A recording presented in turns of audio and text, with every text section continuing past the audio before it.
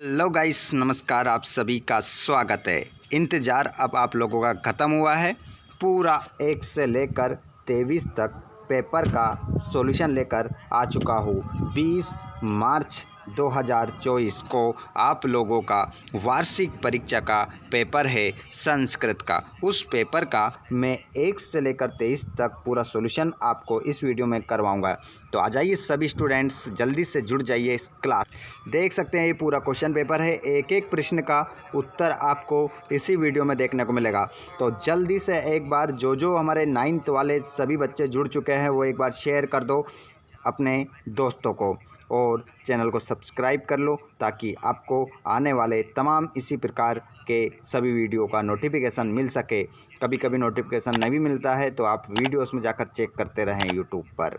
चलिए स्टार्ट करते हैं हम पहले प्रश्न से। क्वेश्चन नंबर पहला आपकी स्क्रीन पर है। सभी बच्चे जितने भी लाइव क्लास में भी जुड़ रहे हैं एक बार क्लास को लाइक कर दें। सभी लाइव क्लास को लाइक कर दें और अपने सभी भाई बहनों को शेयर कर दो। अपने व्हाट्सएप स्टेटस, अपने टेलीग्राम ग्रुप सभी में शेयर कर दीजिए और आ जाइए इस पेपर के सॉल्यूशन में। 20 तारीख का पूरा पेपर नहीं छप जाए तो गारंटी है 100%। बस वीडियो को लास्ट तक देखिएगा। चलिए ज़्यादा समय बिल्कुल नहीं लूँगा, एक बार क्वेश्चन पढ़ूंगा, आंसर बताऊंगा। नमस्ते इत्यस्य पद छेदा भविष्यति। यहाँ पर आप लोगों को जो देखने को मिलेगा वो मिलेगा नमस्ते का संधि विच्छेद क्या होगा। तो स्टूडेंट्स यहाँ पर आपका जो करेक्ट आंसर होगा वो हो जाएगा नमाधन ते। नमाधन ते आपका राइट आंसर हो जाएगा। ओके, यहाँ पर इसको आप नोट कर लेंगे सभी बच्चे। यहाँ पर आपका विसर्ग संधि का ये उदाहरण हो जाएगा।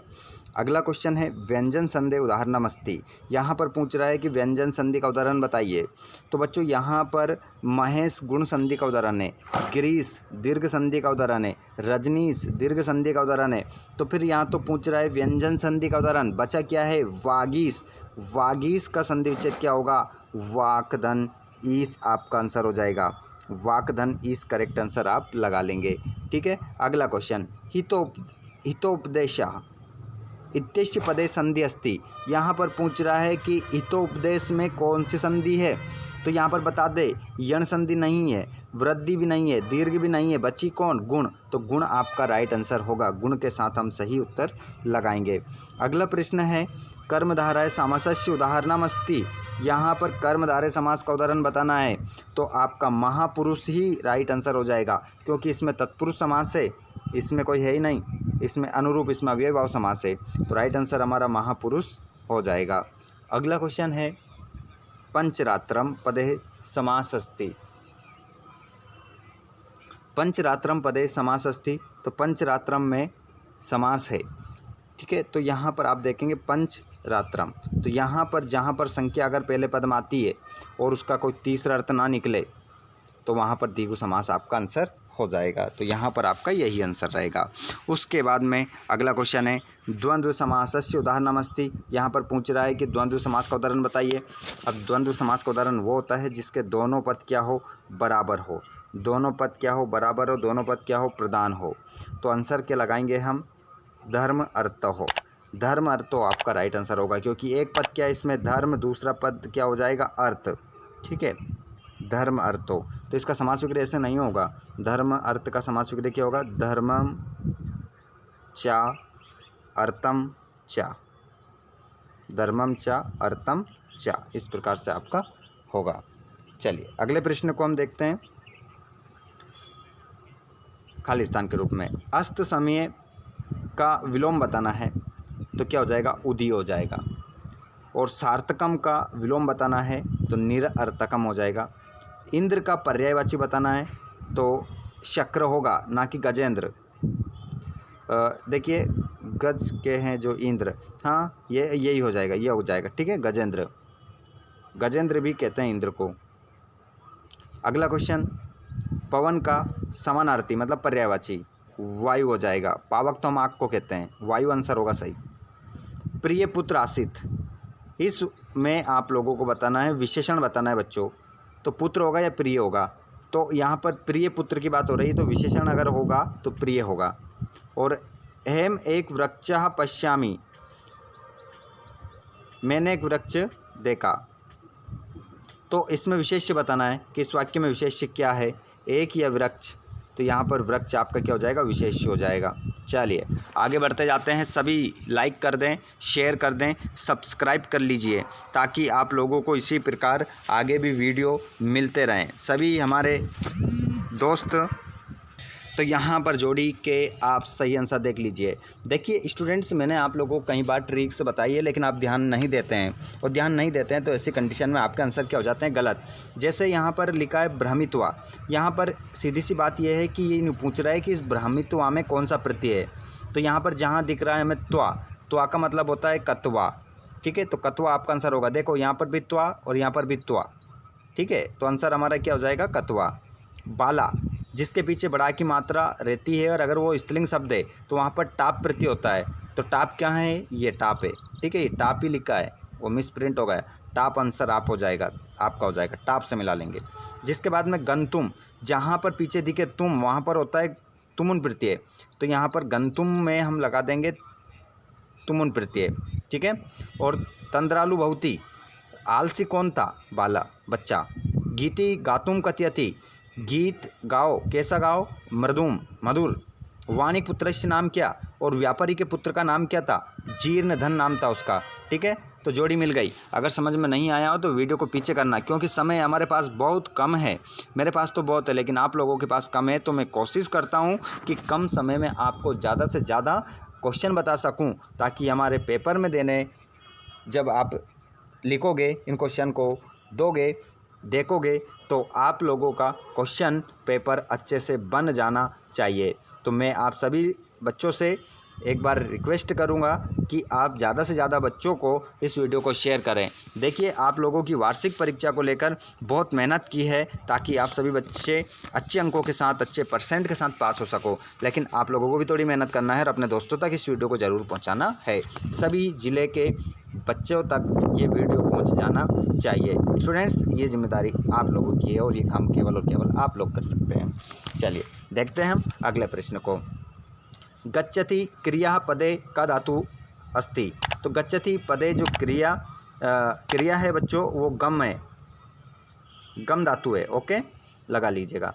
अगला प्रश्न है अस धातु लट लकार। अस धातु लट लकार उत्तम पुरुष एक वचन क्या होगा, तो आंसर हो जाएगा अस्मि। क्या हो जाएगा, दूसरे का आंसर अस्मि लगा लीजिए। लप्ते इति रूपम का लकार है बहुती, कौन सा लकार है, तो ये लकार हो जाएगा लट लकार, ठीक है। लट लकार आपका आंसर हो जाएगा। गम धातु लिट लकारस्य मध्यम पुरुषस्य बहुवचनम लिखत। देखिए गम धातु को लिट लकार में प्रयोग करके मध्यम पुरुष का बहुवचन क्या बनेगा, तो बन जाएगा गमिष्यथ। गमिष्यथ आपका आंसर हो गया, ठीक है। उसके बाद प्र उपसर्ग लगाकर एक शब्द बनाना है ना।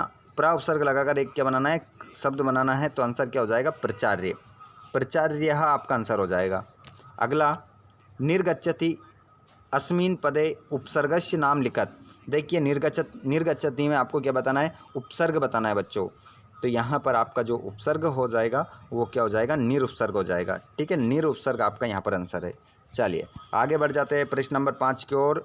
और जो वाक्य आपका गलत लगता है तो वहाँ पर आपको ना लिखना है, और कोई वाक्य आपको सही लगता है तो वहाँ पर आम लिखना है। चलिए तो बता देता हूँ मैं आप सभी को।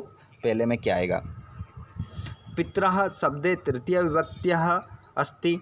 तो पितरः शब्द में यूँ कह रहा है कि यहाँ पर इसमें तीसरी विभक्ति लगी है, तो लिख दीजिए आम लगी है।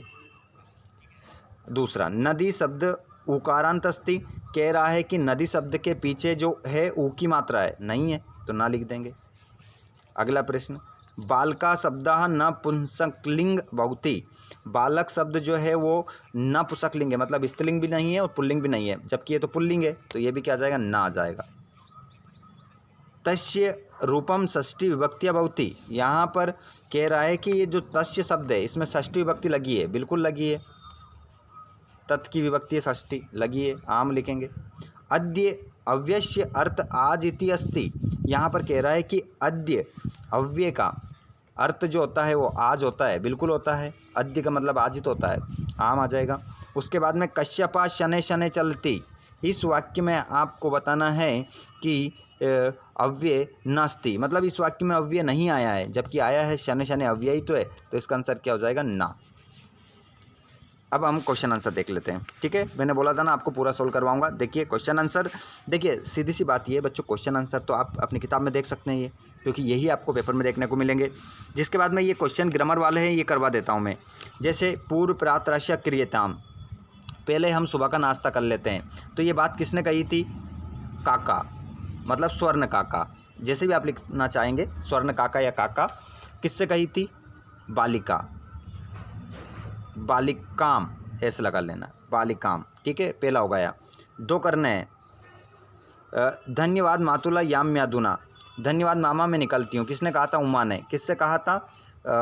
चंदनहा, चंदनम। ठीक है, क्या लिखेंगे? चंदनम लिखेंगे। आगे बढ़ जाते हैं। दो करने हैं, दो बता दिए।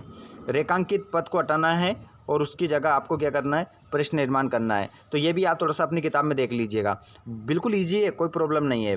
बिल्कुल मैं आप लोगों को वाच्य परिवर्तन बता देता हूँ, ना ही यहाँ नहीं मिलेंगे, ये आपको जो चीज़ मिलने की है वो तो मैं आपको बता देता हूँ, जो मिलने की है वो नहीं बताता हूँ, है ना। ऐसा था कहने का मतलब, वो आप खुद देख लेंगे, लेकिन जो आपको नहीं मिलेगी वो मैं बताता हूँ।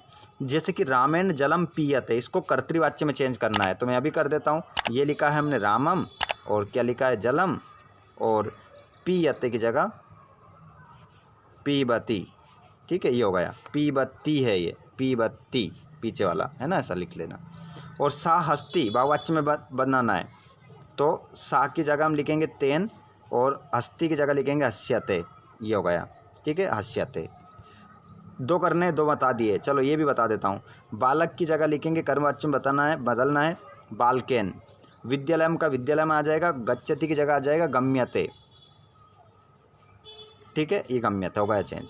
चलिए आगे बढ़ जाते हैं। ध्यान रखिएगा, अपनी किताब से सुभाषतानी पाठ, सुक्ति मोक्तिकम पाठ से आपको एक श्लोक लिखना है, जो पेपर में नहीं आया वो। ठीक है, यहाँ से हो जाएगा 14वां प्रश्न, मैंने भी डाल रखा है श्लोक, वहाँ देख लीजिएगा।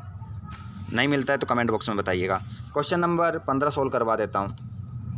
ये हिमालय लिखा है ना, इसकी जगह लिख दीजिए हिमालयात, हिमालयात होगा ऐसा ही। ठीक है, चलिए। और ये हनुमान लिखा है ना, वहाँ पर लिख दे, लिखिए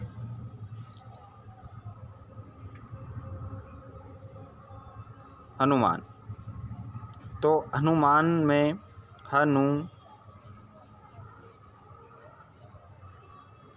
हनुमंते, ये बड़ा की मात्रा हट जाएगी।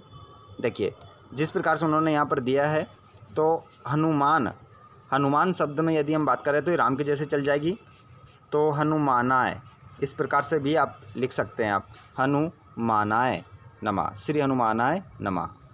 और हेम पटसी, और पटसी की जगह बस लिख दीजिए पटामी, हो गया सही, हेम पटामी। ठीक है, तीनों बता दिए, दो करने हैं। जिसके बाद में यहाँ पर खालिस्तान है, तो पहले वाले खालिस्तान में आपका आ जाएगा वीनाम, निनादे नवीनमय वाणी वीनाम, पहला आ जाएगा। यत्नेन, वृतम यत्नेन संरक्षेत, और धर्मरक्षिति रक्षिता, ये तीसरा। और स तदा करुणा वाचो, तो इसमें चौथे वाले में अभी छोड़िए, गुना गुणेशु, इसमें लगाइए 5 नंबर, ये 5 नंबर। ठीक है, कुंभकार घटम 6 नंबर। और जिसके बाद में अब जो मैंने अभी छुड़वाया था आपको, ये चौथा विपलंती आ जाएगा। ठीक है, इस प्रकार आपका खालिस्तान हो जाएंगे। घटनाक्रम को जमाना है, तो घटनाक्रम को आप जमाएंगे तो यहाँ पर देखेंगे कि सबसे पहले आप लोगों को दृष्टुम न नेव कश्यामी, ये पहला आ जाएगा, ये दूसरा,